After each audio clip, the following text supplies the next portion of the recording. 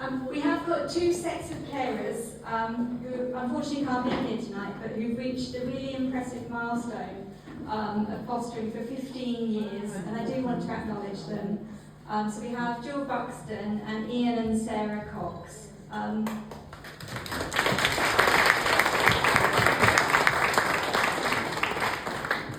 Jill actually retired from fostering earlier this year, but she's gone on to provide homes for adults with disabilities as a shared lives carer.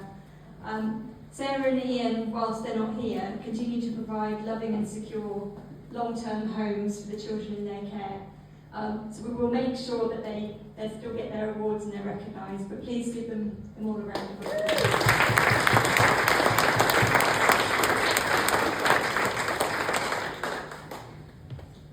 Finally, this evening, we have a truly remarkable carer that we want to celebrate. A lady who characterises stickability and resilience, and is celebrating the amazing achievement of having fostered for 25 years.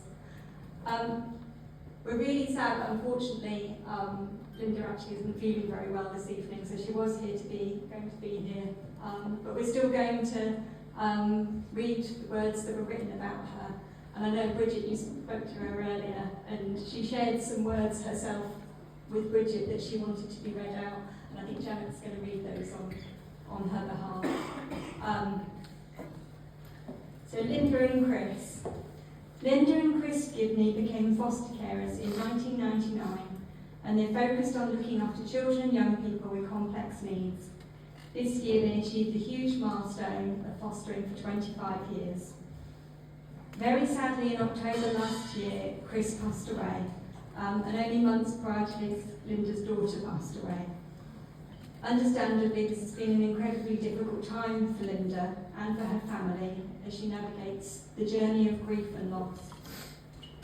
During this time, Linda's continued to foster two boys, Sonny and Henry, as well as caring for her daughters who she has on a special guardianship order, Shane and Charlie.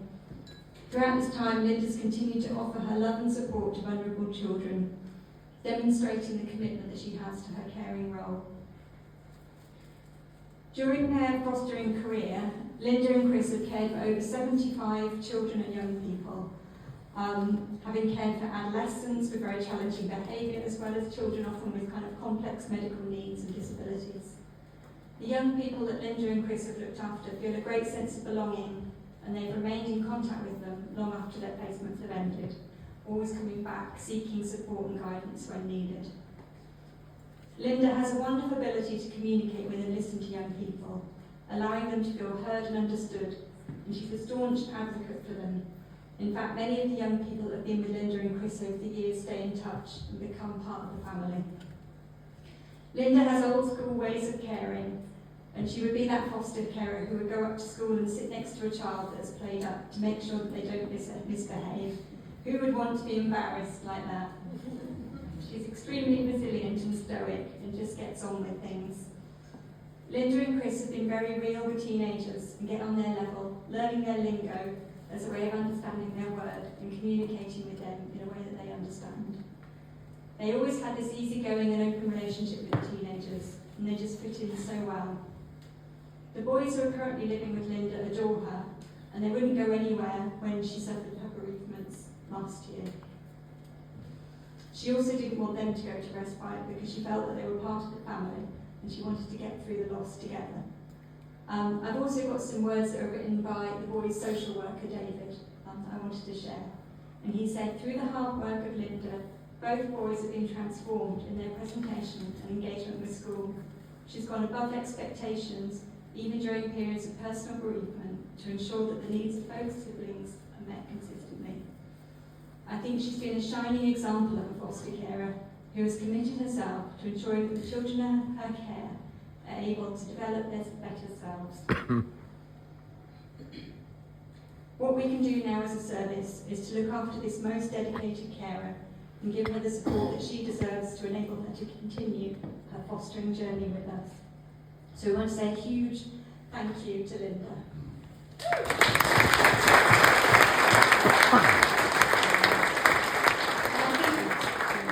Is Bridget going to come up and get her award on her behalf. Is that right, Bridget? Yeah. And we will make sure that Linda gets her award and the flowers.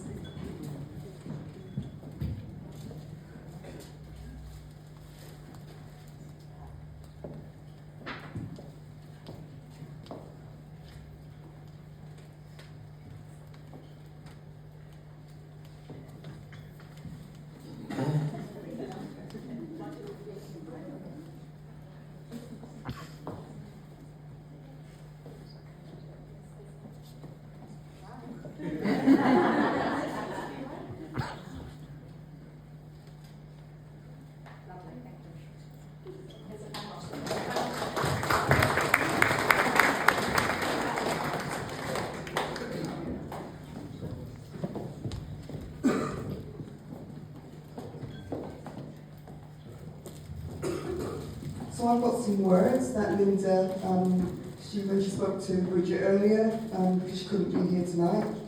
So Linda said, these are her words: "It's an absolute privilege to foster for Thurrock. I'd like to thank Thurrock for giving me all these young people that are now such an important part of my family. I feel very honoured to have them all come through my door. I'm so sorry that I can't be here tonight. It's all too much for me. But I'm very grateful for what Thurrock has done for me over the last 25 years. Thank you."